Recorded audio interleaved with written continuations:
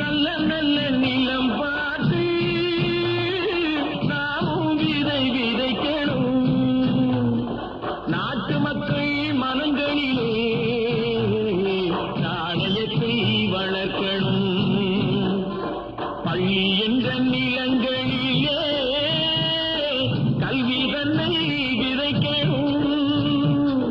பிள்ளைகளை சீர்திருத்தி பெரியவர்கள் ஆக்கணும். நல்ல நல்ல நிலம் பார்த்து நாமும் விதை விதைக்கணும். நாட்டு மக்கள் மனங்களிலே நாணயத்தை வளர்க்கணும்.